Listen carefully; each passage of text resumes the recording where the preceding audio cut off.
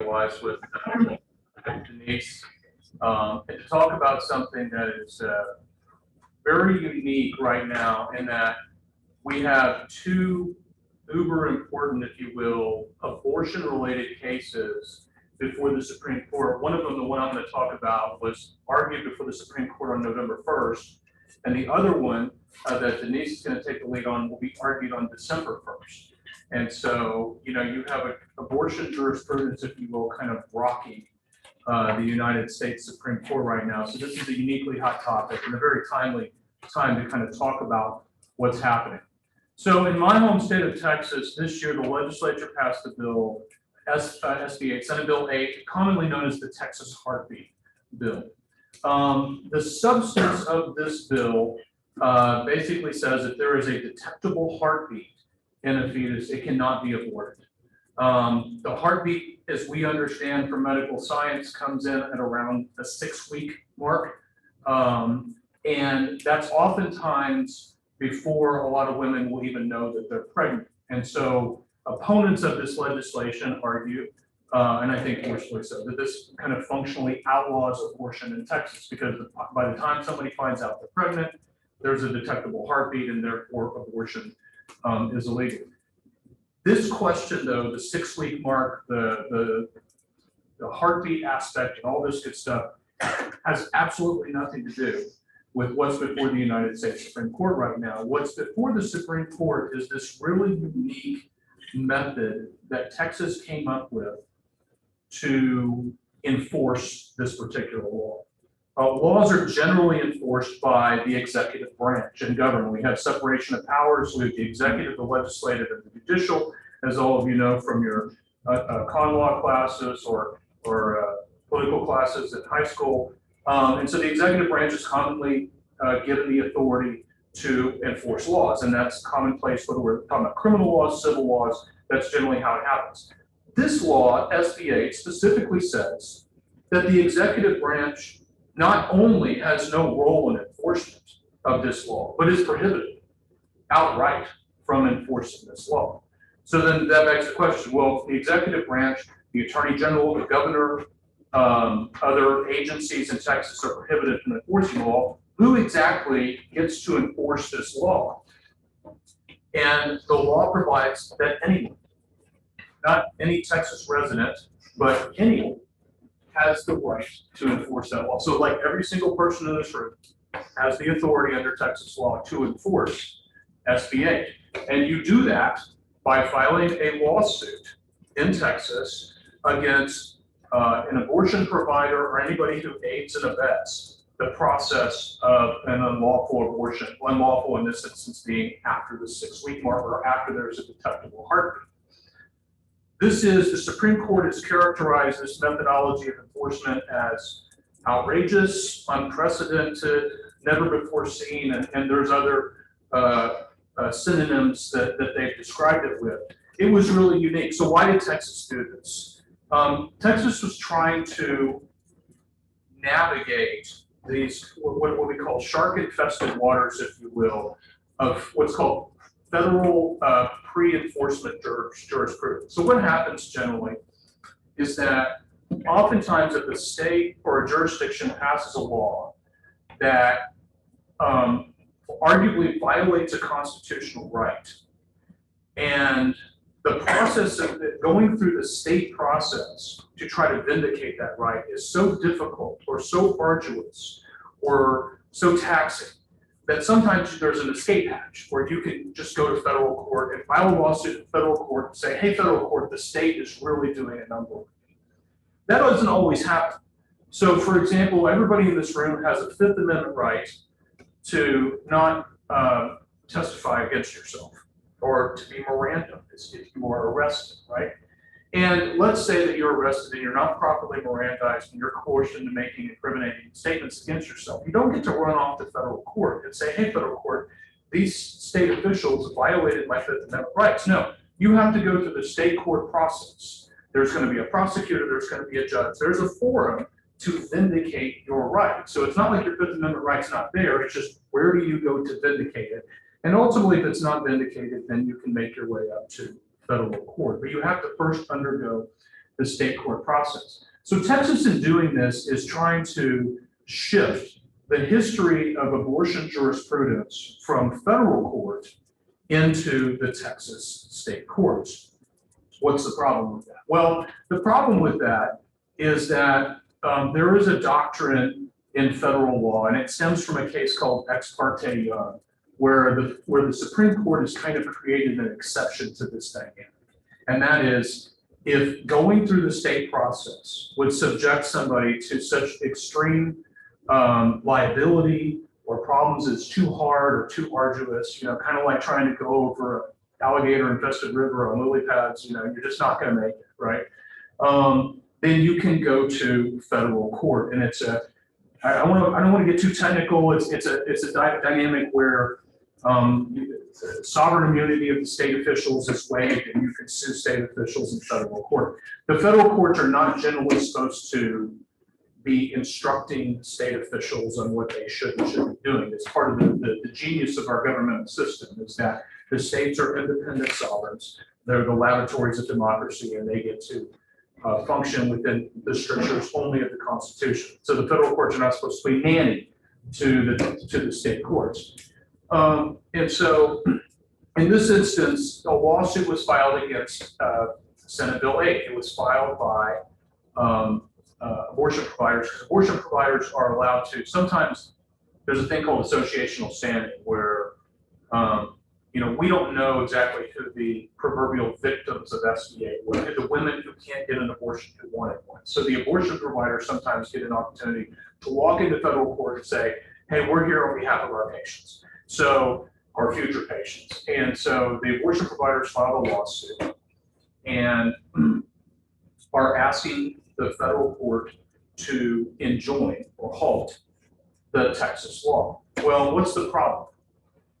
The problem is for a court to issue an injunction to say, you need to stop doing this, you need to go to class more frequently, you need to pay this fine, whatever injunctive relief is, it's like making somebody do something or preventing somebody from doing something. It has to be narrowly tailored and directed at a specific person. Historically, this is really easy because the court will say, Attorney General, you shall not enforce that law. Governor, you may not enforce that law. Secretary of State, you cannot certify that election, those types of things.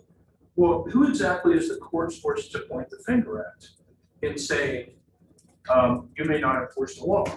Well, you can't just issue an injunction against the world, which is who the enforcement people are with regard to this particular law. That's an invalid injunction under the federal rules. And so it's a real legal twister. And one of the Supreme Court justices called the people who wrote this law evil geniuses, I think were the words that were used. Because there was, in all seriousness, there's kind of a little bit of a gap in the enforcement mechanism with the Supreme Court jurisprudence. And so the Supreme Court is really wrestling with how do we fill in this gap? Who do we tell if we wanted to issue an injunction, you can't enforce the law? Well, there's an injunction in place right now, and the federal court in Austin, where the case was filed, issued an injunction against Texas. And the theory is by issuing an injunction against Texas, the abstract sovereign entity, that somehow percolates down into the world at large, every possible enforcer, I guess, including all the sea creatures too. And so it's because nobody can figure out how to do it. I mean, I'm not trying to be critical of the court, but it's like, if you think an injunction is appropriate, if you don't have anybody to point the finger at and instruct, it's really hard to figure out how to do this. And so the Supreme Court is really struggling right now with the idea of, do we plug the hole, or is the hole a good thing? Do we need to let this thing play out in the Texas courts and allow those who believe that this law violates their right to an abortion to vindicate that right in the Texas courts through the process that they would have? Or do they have a right to go to federal court and get an injunction on the front end and keep the law functionally from ever going into effect? And it's a really unique question. It presents some serious constitutional issues. It presents serious sovereign immunity issues. And I'll kind of close with this. Right now, the abortion advocates are basically kind of looking at enjoining every Texas judge who may have a lawsuit like this show up in their court. So they don't know who's going to file the lawsuits, right? They don't know if it's going to be you or somebody in Timbuktu. They don't know. So it's impossible to enjoin the people who are filing the lawsuits. But once the lawsuit is filed, then there's a judge that's over it. And so they're asking for judges to be enjoined. Well, what's the problem with that? In this Ex parte Young case, a long time ago, the Supreme Court said, federal judges do not enjoin state judges. That's like one of your big constitutional no-nos. That commits a grievous constitutional crime. And so it's like, wow, do we break the ice on this particular thing that is held for a really long time, or do we have to go there in this emergency circumstance? So it is really a unique question. There's a lot of other features of the law that I haven't mentioned. Maybe if we won't get into it in question and answer time, we can, but they're really struggling with this. And the evil geniuses have got the Supreme Court in knots right now. Denise, would you like to add anything to that, or any perspectives or issues that you identify? Yeah, so I would say one thing that was kind of made me want to beat my head against the wall was all of the media and social media acting like, the world was burning down on abortion, when I just feel like this, as Austin, teed it up, this is a case that could really be in any context at all. And the questions that the court is considering essentially have to do with procedural and, prudential things that have nothing to do with abortion. So I don't, I think we're wrongly acting like this was going to be a real tip-off as to the, justices' positions on abortion. And I think they're genuinely grappling with issues that have nothing to do with what, the asserted right is at stake. Dobbs is the main event. I would say too, we don't know when they're going to make this decision. So even though they did allow emergency briefing and hold an emergency oral argument, or expedited, I guess, was an emergency, they could hold off on their opinion if they wanted to somehow incorporate the decision in Dobbs into this. For example, it was these joint cases. One of the questions presented was kind of presumed that there was a constitutional right to abortion at that point. So if anything were to change in Dobbs, for example, and that premise were gone, that SB8 actually impinges on a fundamental right, that could be a bit of a game changer for what happens in the Texas case. And let me add this too. Something really important I neglected to mention. So regardless of how you feel about abortion, this procedural thing that has erupted with SB8, take out abortion, insert Second Amendment rights. So maybe you think abortion is like the worst thing in the world and you would do anything to wipe it from the face of the earth. So you don't really care about this procedural dynamic that's unfolded. But you absolutely love your guns and nothing will come between you and your guns. Well, it won't be long if this model is embraced by the Supreme Court that a state, they'll call it an anti-gun state, will pass a law that says it's illegal to own the following firearms or sell the following firearms in our state. Or like, let's just say Connecticut says, no more Bushmasters may be sold in Connecticut. And anybody who sells one is going to get, anybody can file a lawsuit and enforce it. And you're subject to a bounty. The Texas law has a $10,000 bounty too on it. So it's kind of like incentivizing the citizens to get active and get enforced. That may actually bother you a little bit. Or maybe you really care about the free exercise of religion. And this idea that a state could create a real procedural gauntlet to vindicate those rights. But on the other side, like I mentioned, the Fifth Amendment dynamic, you have a four, and those traditionally go through the state venue before they get to the federal venue. Defamation cases are another one. Defamation is a tort. And so those are traditionally filed in state court. And somebody who has sued for defamation oftentimes come back and says, I have a First Amendment defense. Well, you don't get to run to federal court and get an injunction about your First Amendment defense. You got to play that out in state court. So we do have a lot of dynamics where we do let these constitutional rights kind of play out in state court, but then you have to ask your question about which ones do you really care about? Are you comfortable with this kind of like citizen enforcement machine dynamic, if you will, enforcing those things that are near and dear to you? So it really crosses the ideological spectrum, in my opinion. And it's like, you could be passionate about abortion one way or another, but whether you're passionate about this particular method of enforcement is a different question altogether. Denise, any last comments before we go into questions? No, y'all have at it. Any questions on SB8? Yeah, Mateo. Is there a way in which the Supreme Court is expected to respond to this bill? Well, so the Supreme Court heard oral arguments on November 1. I'll say this, I listened to the oral arguments. I felt like the court responded to the statutory scheme of Texas with skepticism and concern. And there were lots of questions about, the bigger picture, the application of this to other constitutional rights, like I mentioned.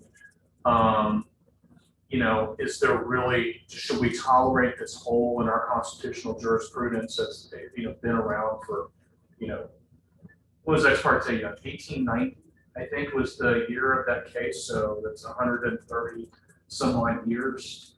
All of a sudden we've exposed a hole in something. So we have a well-oiled machine, if you will, and it's like, okay, are we gonna close the hole in the well-oiled machine, or are we gonna let this thing play out? I don't know what the Supreme Court's going to do. I gave up my career at predicting Supreme Court outcomes a long time ago. But I will say that a lot of the questions, both from what people call conservative justices and liberal justices, were expressed some concern and some skepticism about the viability of this particular scheme. But I mean, Texas did a good job defending it.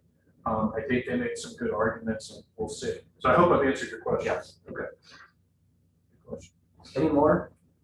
Yeah. So what do you think is the likelihood if this decision is basically in favor of the bill being allowed to pass on through?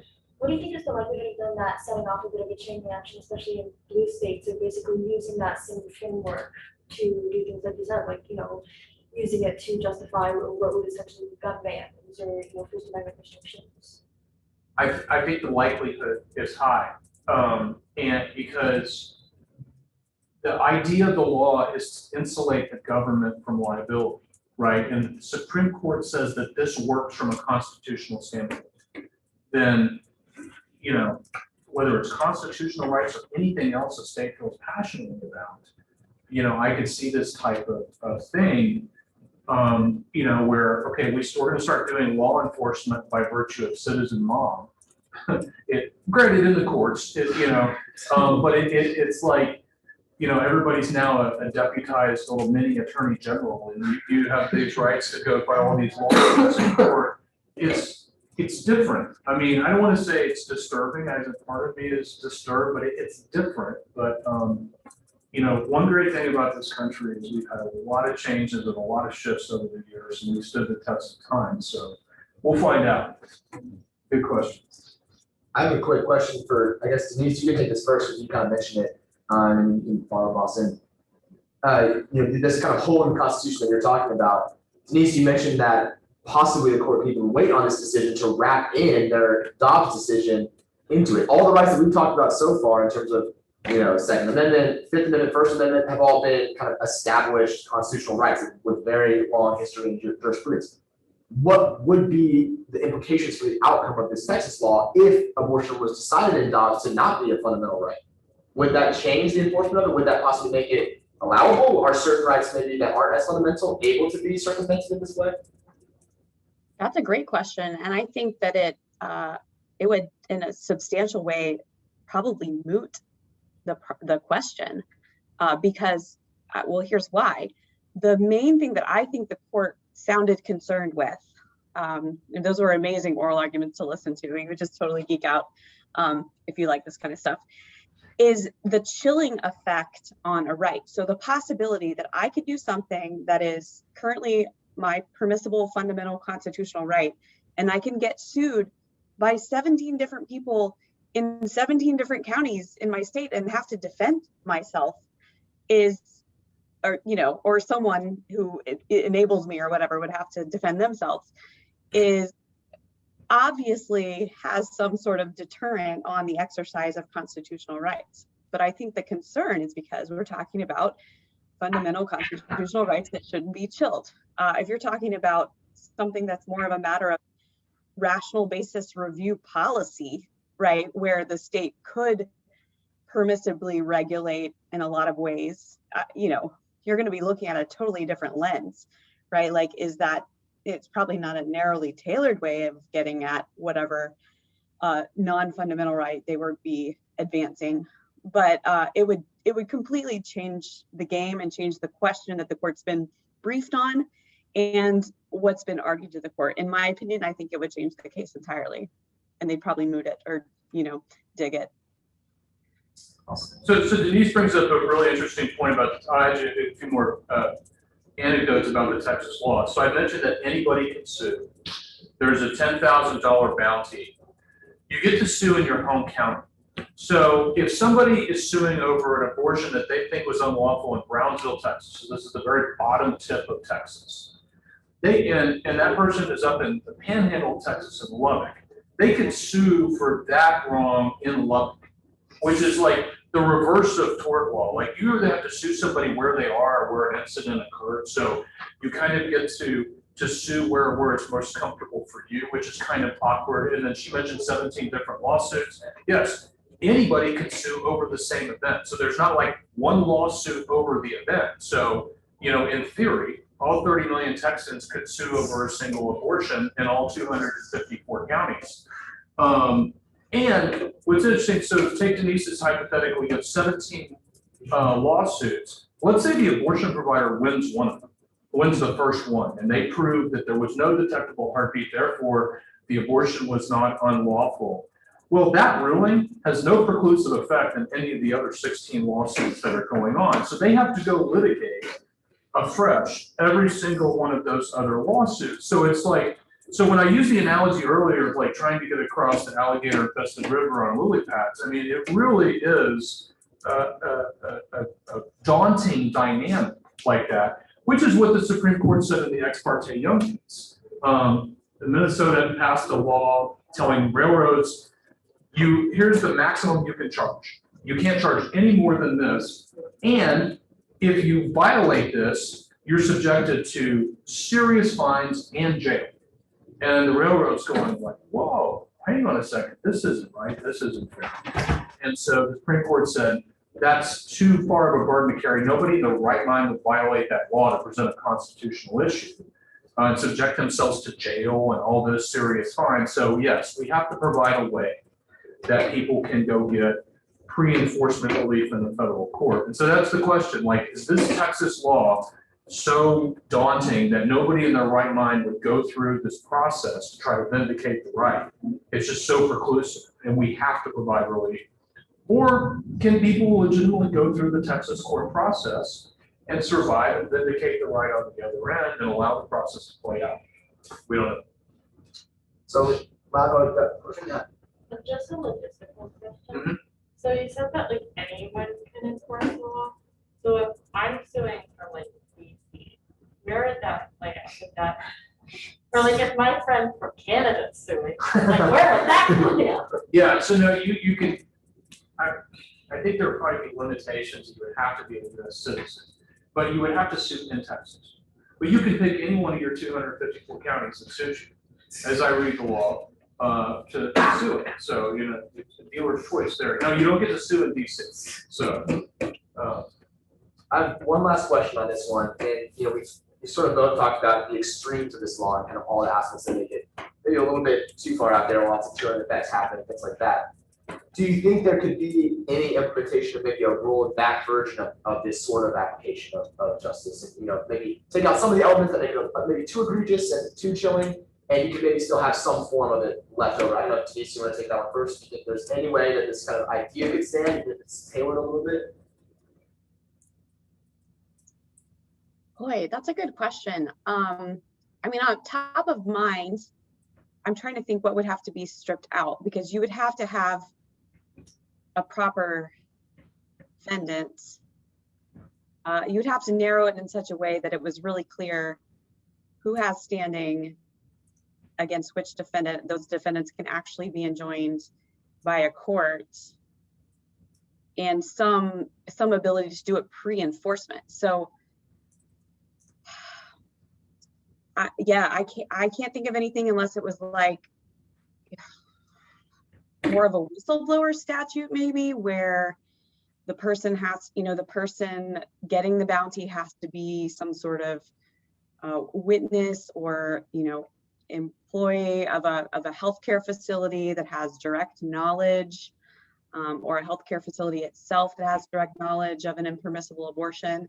Some way that there's no way to identify a defendant before, for a pre-enforcement challenge, and not this sort of anonymous, unwieldy number of people who you could possibly be in an adverse situation with. Yeah, I mean, that's the only thing. It would be real tough, and I think it would probably largely undercut what Texas was going for. I agree with that. Your question, Dalton, touches on the doctrine of severability.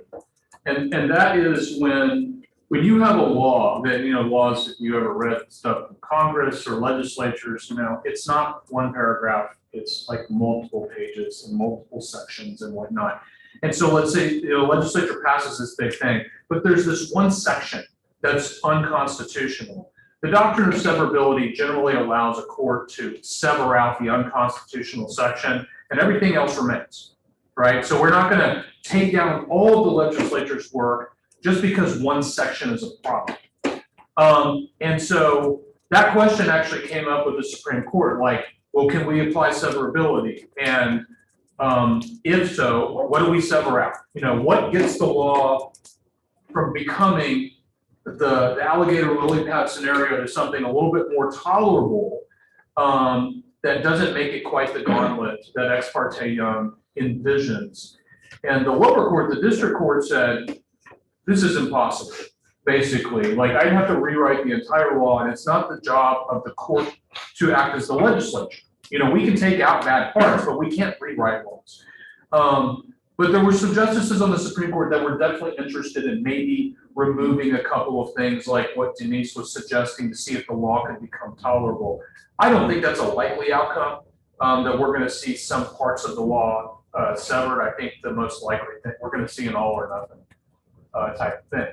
Well, one of the hard things is what's not before the court is the 6-week dynamic. Like, the essence of this bill, and that's not before the Supreme Court. So, like, if you start severing out all the procedural stuff, you're still left with the most serious abortion restriction on the books in the country, which the Supreme Court is not tackling. I'm not really sure what they do with that, but I think that's what the Dobbs case that Denise is going to talk about is really the meat, if you will. I was going to say that's a perfect segue, but you have a question.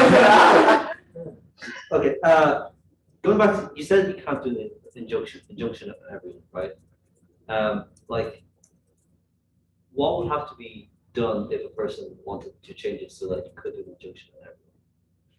Like, I don't personally really see the issue of everyone in the same way that you can have a law just telling whoever's in the country, whether you're US citizen or not, to not do something.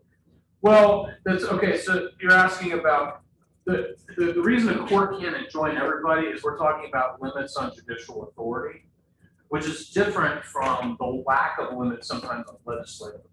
So the judiciary has a very narrow scope in which they work, and judicial power is exercised narrowly, and especially when we're talking about injunctions. So, I mean, from the beginning of time in this country, in every state, injunctions are supposed to be what are called narrowly tailored, specific, not broader than they need to be.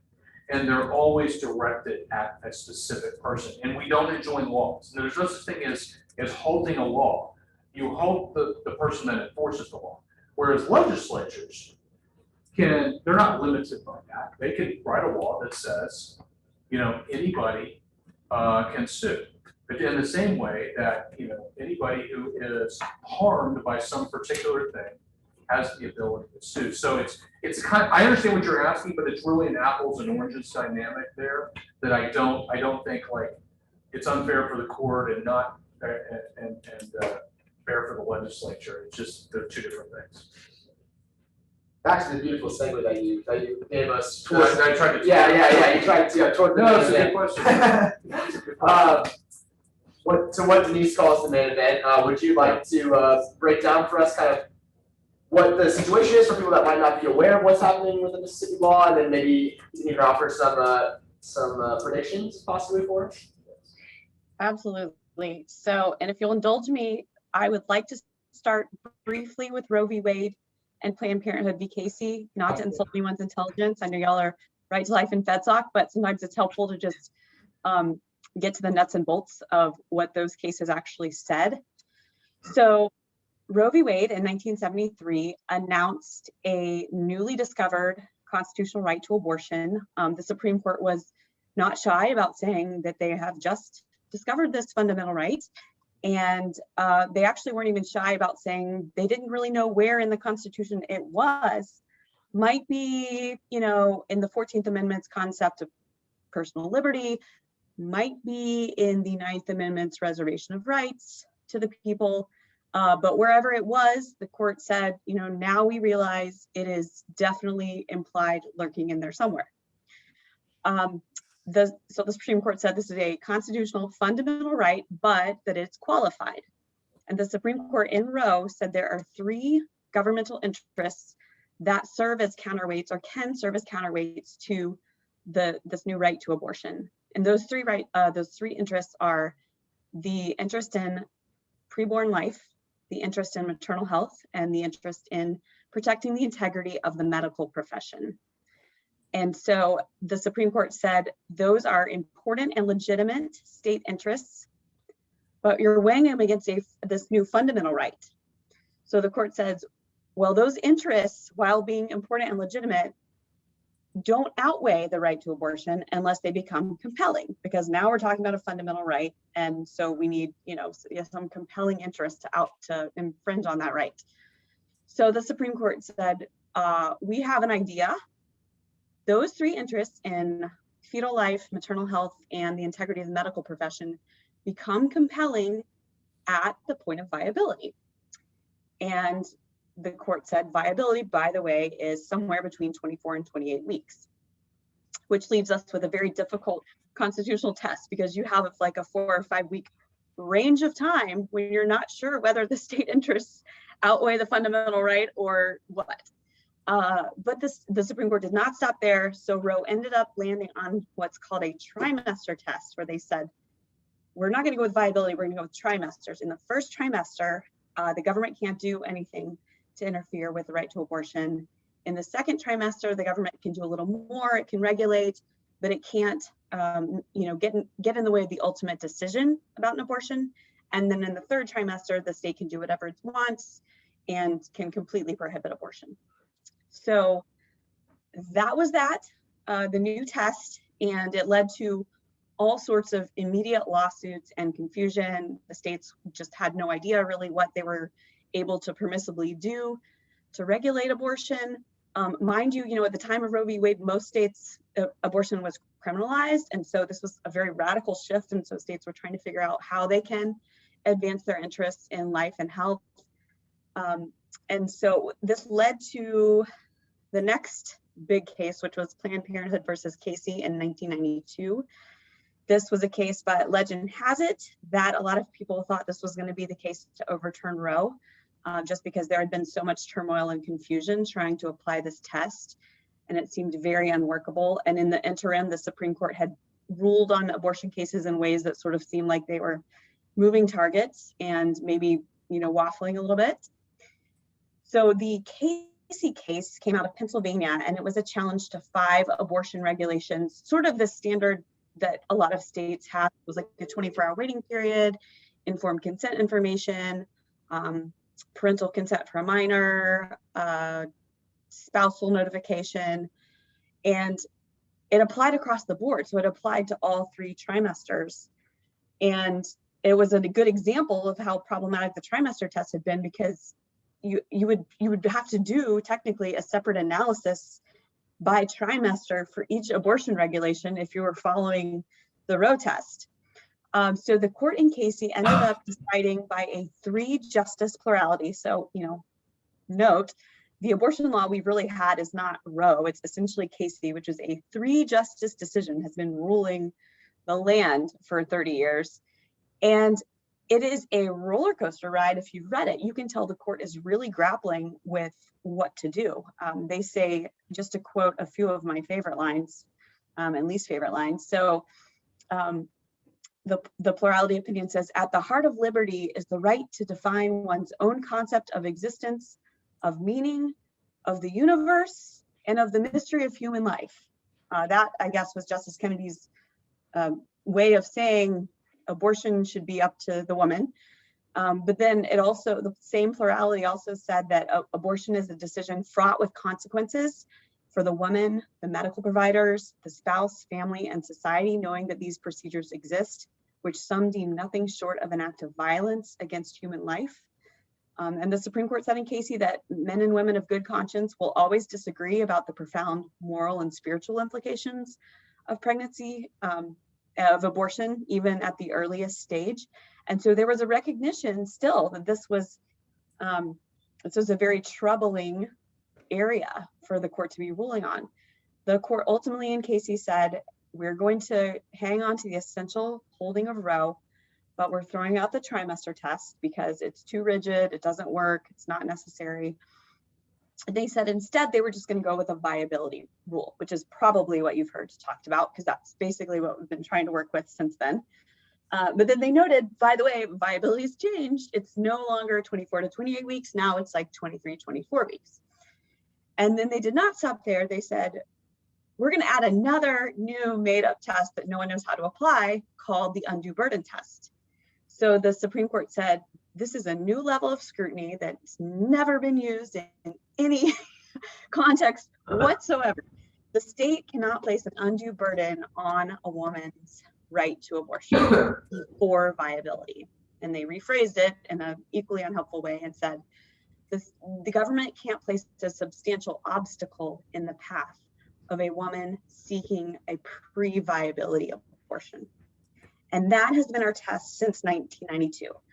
It was understood to be, and has played out to be, more lenient than Roe's test. Immediately after Casey, states started enacting all kinds of pro-life laws, and you may have read news articles about just how many dozens are passed every year. And so more and more states have implemented all sorts of protections on abortion, ultrasound, waiting periods, parental notification, and informed consent information.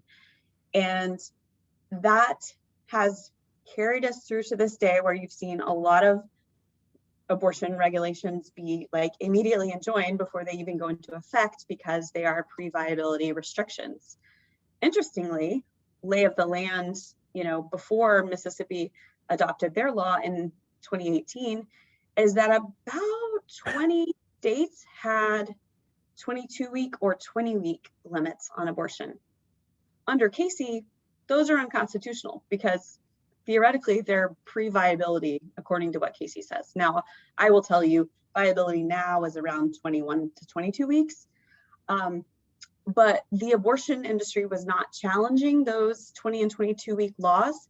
And so I think one strategy that some of the states had was to just go a little bit further and see if that wouldn't invite a lawsuit that would then call into question the fundamental holding of Roe Casey and bring something back up to the Supreme Court for a reconsideration of Roe and Casey. So what happened in Mississippi was kind of as expected. So it's a 15-week limit on abortion, with the exceptions for severe fetal abnormality or medical emergency, essentially life of the mother. And it was immediately enjoined by the district court. The district court allowed no evidence on any of those state interests that I mentioned. So on the fetal development, things we obviously didn't know in 1973 that we know now about fetal pain and the development of all the organs, the heartbeat so early on, as Austin mentioned. We know a lot more about maternal mortality and just sort of the exponential increase in maternal death from abortion between weeks 8 and 18. It just kind of skyrockets. And the district court said, there's only one fact I need to know, is 15 weeks before or after viability? And that was it. And that was obviously, before the Fifth Circuit kind of begrudgingly affirmed the district court and said, we're not the Supreme Court. There's nothing we can do about it. It's, viability is the rule. And this is obviously a significant burden before viability. But if you know anything about Supreme Court jurisprudence, this was not a good vehicle. This was not a likely vehicle for the Supreme Court to take because, first of all, the Supreme Court takes less than 1% of the cases it's asked to take every year. Secondly, they look for cases where there is a pretty significant misapplication or inconsistency in terms of federal law. So where different circuit courts of appeals are doing things differently with the same law, or there's, sort of blatantly multiple circuits are disregarding Supreme Court precedent. Here we have only one 15-week law in the entire land that's been ruled on. It was struck down, which, is kind of the correct outcome under Roe Casey. So it's consistent with Supreme Court precedent. This would be seem to be an issue of error correction, or the Supreme Court wanting to reach out and do something different in abortion jurisprudence. So they relisted it and reconferenced it for a total of like 15 to 20 times, which also is very unusual. And then they decided to take the case, which, a little mini prediction here, I don't think they took this case to affirm the Fifth Circuit, right? I mean, if they wanted to let this law stay enjoined, they would have just done that and not invited themselves into like the most controversial issue in the nation, especially with Chief Justice Roberts at the helm and Kavanaugh. And some of them just really don't want any extra controversy right now at all. But they have taken the case. And so let me give you a recap of what Mississippi argued, which Mississippi kind of put forward like a fairly mild cert petition, I would say. They basically just said viability is unworkable. It keeps moving. You can't have a constitutional test based on like developments in medical science. And in a constitutional test, it's literally different in every single pregnancy, because you never know at what point any particular woman in any particular pregnancy is, that baby is going to be viable. So how, not workable. But when Mississippi, and so they took the case, and then when Mississippi filed its opening brief, it had previously said, but you don't have to, you have to overturn Roe and Casey. We need to talk about the viability rule. Mississippi's opening brief just came out swinging and was like, the entire thing is Roe needs to be overturned, Casey needs to be overturned. They were completely, intellectually dishonest based on nothing. So let me give you, in less sort of colloquial terms, their legal argument is basically this. So the first couple sentences of their opening brief say, under the Constitution, may a state prohibit elective abortions before viability? Yes. Why? Because nothing in the constitutional text, structure, history, or tradition supports a right to abortion. So they start with the text. Obviously, abortion is not mentioned in the Constitution. There's no words in the Constitution that fairly refer to abortion. Structure. So if we've now kind of settled on this idea that the right to abortion comes out of the Due Process Clause in the 14th Amendment, if you read the Due Process Clause, it's not structured in a way where you would like sneak in this sort of significant right. What the Due Process Clause says is that the government shall not deprive anyone of life, liberty, or property without due process of law. That really doesn't hint at abortion. And then 3, my favorite argument is, the history and tradition, or the original understanding. So at the time the Due Process Clause was enacted, 3/4 of the states had laws criminalizing abortion. And then even within 15 years after the due process clause, almost all states had laws criminalizing abortion. So if the due process clause was this way in which we were adding and recognizing this fundamental right, and in one fell swoop, striking down all of these laws criminalizing abortion, you would think, the states would have responded accordingly, or people would have known at the time, and it would not have taken like 100 and something years to then figure out in the 1970s, oh, that's what that did. That's what the 14th Amendment did. We didn't realize that. So it doesn't make sense from that perspective. And then the other big argument that Mississippi has to tackle is stare decisis, because of course that does carry a bit of weight. Some people say Roe is super precedent. Mississippi argues that it's like the opposite of super precedent because it's so unsettled. And Mississippi's argument on this is that, one way we know Roe and Casey aren't settled law is, one, Casey didn't embrace really any of the reasoning from Roe, and it changed the test. Two, the nation is constantly talking about whether or not Roe and Casey are settled law or are going to be overturned. Think about every presidential election. Every time there's an opening on the Supreme Court, the nation burns down because we're all talking about Roe v. Wade, and is it going to stand? Is it going to be overturned? That is not the picture of a settled precedent. And then three, both of those cases are really rooted in sort of scientific and societal facts and circumstances that are dated. So what we know about fetal development now is radically different. We have ultrasounds. We have 4D ultrasounds. We can hear heartbeats within a matter of days. We know we can do fetal surgery now in the womb at a very early stage of development. Obviously viability has shifted, probably 6 or 7 weeks just since Roe. Not to mention all of the demeaning things that are said about women in Roe and Casey.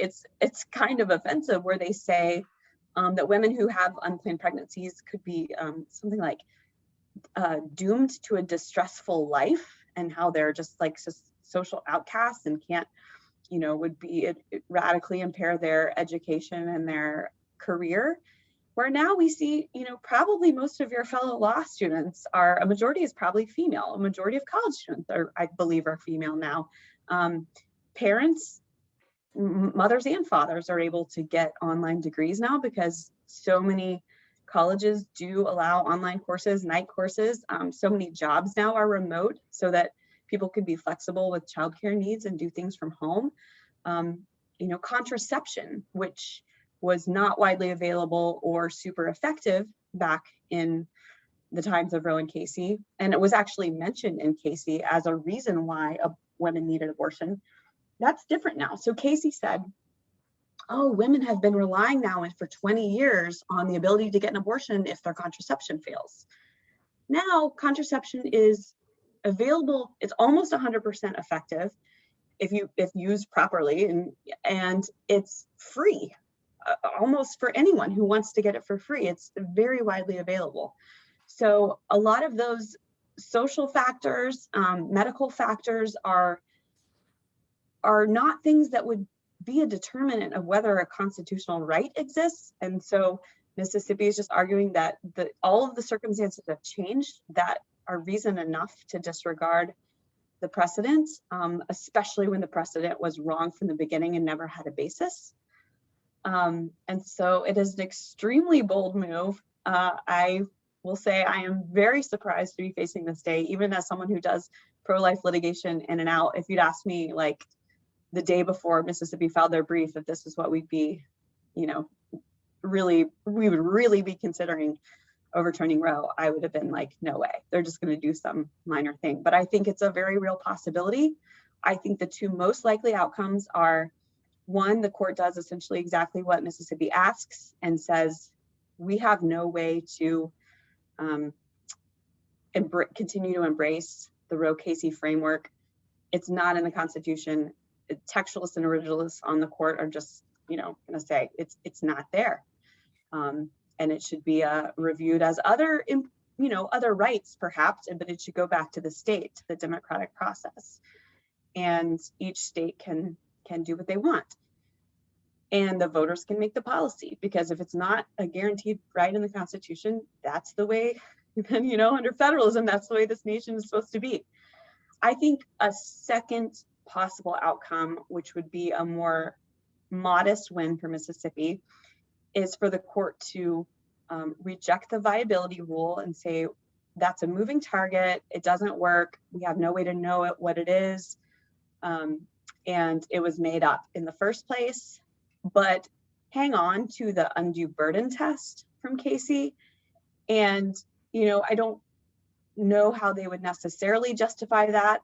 And maybe they just would avoid describing why they're doing it that way. But I could see as a more incremental move saying, okay, we're not gonna have this rigid viability line now, but we are, because then what, are we gonna change it again in 10 years when science is better? But we're gonna stick with undue burden. And we don't think that allowing abortions up to 15 weeks poses an undue burden on a woman seeking abortion. 15 weeks is ample time to make that decision, make that appointment, and go get it done. And that would be obviously an opening for any of the red states to enact a 15-week limit. And I think it would immediately lead to 14-week limits, 13-week limits, 12-week limits, and all sorts of other legal challenges to continue to test what an undue burden is. So with that, hopefully you have lots of questions, because I love talking about this. First, also, would you like to add anything or make your own predictions? No, I'm not smart enough to add anything to everything that Denise has said. I will add this one thing. If you spend 4 years getting a degree in Washington, D.C. and never make it to the Supreme Court, especially when a big case is there, you're missing a unique cultural experience. My understanding is they're not allowing people in the courtroom, but the show is not in the courtroom. The show is outside on the street. You'll be happy So- to know they have an event planned. Yeah. Okay, December so 1st. We've got fantastic. money for Uber, so Yeah. sign up. I mean, regardless of how you feel, and it doesn't have to be this abortion case. I mean, there are other hot topic cases where the demonstrations are through the roof. People are camping out overnight generally to get seats in the courtroom, although that's not happening. But it's going to be a show on December 1st. And I just think that's a cultural experience as an American that you need to soak in. And just kind of see the frenzy around the high court on a hot issue. So mark that down on your calendars, December 1. And if you can't make that one, there are other ones, and you just have to do that. You cannot be in Washington, D.C. for 4 years and never make it down to the Supreme Court on a big day. And you can charge Mary for your Uber, so Yeah. there you go. All right, questions. I'm sure there are a bunch. But Sarah, yeah, I guess you already have. Yeah, you go first. Yeah, so my question is about the use of the viability argument in the first place, because if it is a right, then viability doesn't necessarily change the, what about viability contradicts or interferes with the right being enacted? Which makes me kind of lead to then at the point of viability, is it considered a human? At the point of viability, is it considered a US citizen? Why is viability an important part to the courts? I'm glad you asked that, because this is one of the most mind-boggling things to me that I almost feel is backwards, because you would think maybe the idea is, oh, well, at viability, the woman then has the freedom to birth this baby and is free of, and then her body's free. So before viability, she needs the ability to be free. At viability, she really has the ability to be free. That's not true. I would stand up and show you, I'm 24 weeks pregnant right now. I cannot go into a hospital or an OB, thank you, and say, oh, hey, baby's viable. Please liberate my body with my bodily autonomy. Nothing changes with the pregnancy when the woman then has the ability to, exercise whatever personal liberty that's supposed to be. The viability, that would be medical malpractice, and absolutely no doctor would allow you to do that. And so it's this weird, it's almost like a subliminal or, a recognition that obviously it is human. Now it's just really, really human. it wouldn't need a womb, but it would absolutely need some, some formula or milk and, someone to take care of it for probably at least like 15 years before it's really an independent creature.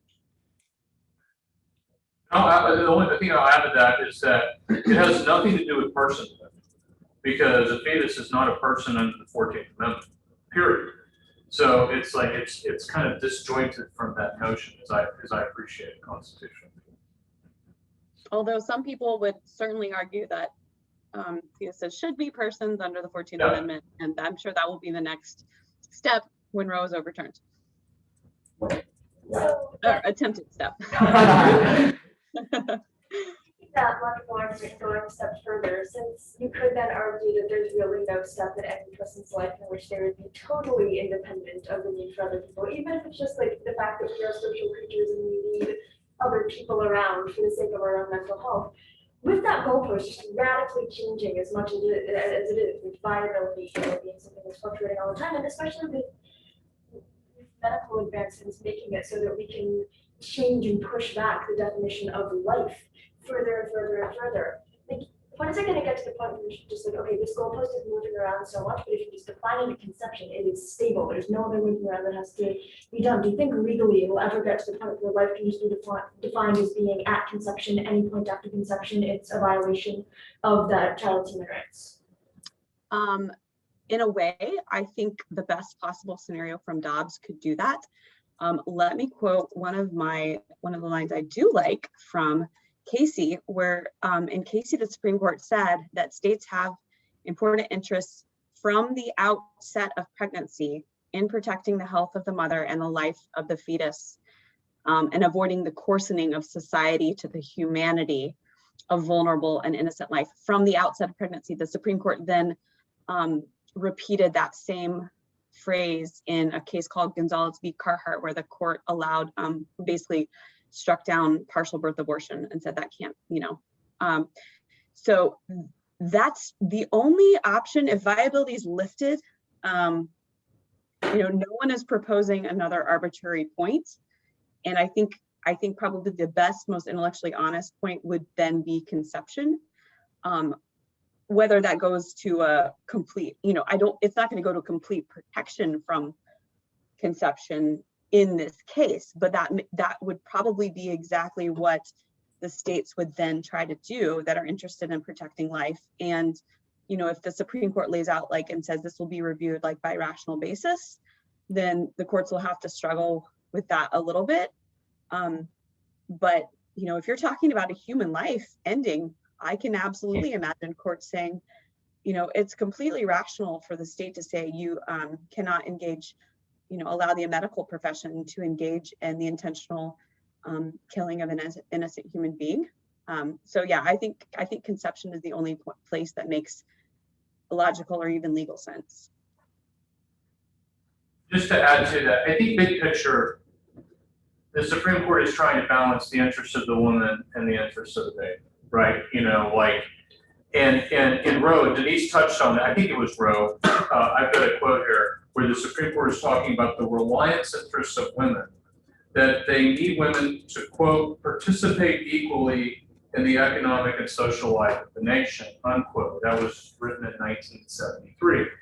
And so if you get pregnant and you don't have abortion, you're relegated to a life barefoot in the kitchen, and you'll never be able to have a job or a career or anything like that. And that was kind of part of the ethos. And one of the compelling pieces of argument that's being made in the case is a brief written by Helen Alvarez at George Mason on behalf of female scholars saying, hang on a second, women, we are prominent, like Denise mentioned, in education and politics and doing all these things, and we're moms, and everybody remembers Amy Coney Barrett and her flock of children behind her at her confirmation hearing, and we've got 3 women on the Supreme Court, and so that dynamic has changed. And then on the back end of pregnancy, the adoption culture in our country has changed dramatically. Y'all are probably too young to remember, but when I was a kid, if you were adopted, sometimes you were never told because there was kind of a stigma going on with that. And if you knew that you were adopted, you didn't mention because there was a stigma. Now it's no big deal to the adoption culture we view as awesome and wonderful. So like women, even if they carry a baby to term, this adoption option is there as well. So this idea that lack of abortion stifles the advancement of women in society, I think has taken some serious blows just by the advancement in society. And I wonder personally whether that's going to find its way onto the stage on December 1. It wouldn't surprise me if it doesn't, but I thought that was really interesting. Any more questions? Yeah, sure. Yeah, this has been touched on in the answer to the last two questions, but you talked about next steps in the case that Roe v. Wade is overturned. So my question is for pro-life litigators, what is the plan? What is the thought process of next steps for after Roe v. Wade is potentially overturned? Yeah, so I think, well, maybe the easiest thing to answer is, or maybe the best thing to answer is after Dobbs. And that kind of depends on what Dobbs does. So let's say that Dobbs permits the 15-week limit, but doesn't really explain what prior to 15 weeks would be permissible, or, you know, liability line, something like that. I think what we'll see is, I think essentially it'll be happening in the state legislatures first. And that will be some of these laws that have gotten struck down that are fantastic, like the discrimination bans on abortion. So prohibitions on abortion for reasons of sex selection, or because of the race, or you know, a disability or genetic abnormality of the baby. Those have been struck down routinely, like the Down syndrome bans, because those tests are known before viability right now. So those tests are often done between like weeks 10 and 20 or 10 and 18 of pregnancy. And so because they're pre-viability bans on elective abortion under Roe and Casey, they've been struck down. I think we would immediately see a flood of those. So gestational age limits, as well as fetal pain bills. And, you know, I think this scientific evidence is around week 15 or 16, the fetus is definitely responding to pain. Some say as early as 12 weeks. And so different versions of laws that get at advancing these interests and that also restrict abortion early on. Otherwise, if Roe is completely overturned outright, I think we would see states completely banning abortion, and then we would have probably some of the blue states would move even more extreme towards where California and New York are, sort of to overcompensate, and for political grandstanding or whatever other reasons. And so I think we would see some polarizing on that front, and then I think we would see arguments start to be made about personhood under the 14th Amendment, because I guess ultimately, if we wanted abortion to be illegal as a matter of federal law, impermissible and unthinkable in the United States, then there would have to be some sort of constitutional basis for that. And I think that's where people believe it is. No. Any more final questions? I know we're getting a little late on time, but if not, this was great. Yeah, thank you guys very much. I forgot to make a sign-in sheet. Yeah, Francesca, so if you're still here, go sign up. If you remember those names who left in my didn't just so we have numbers and all that. But Denise, thank you so much for joining us virtually. I completely forgot to thank you guys for even inviting me, and I'm so sorry I could not be there in person. I would love to visit y'all's campus sometime. I have a deposition first thing in the morning here in Florida, and there was just no way to get back.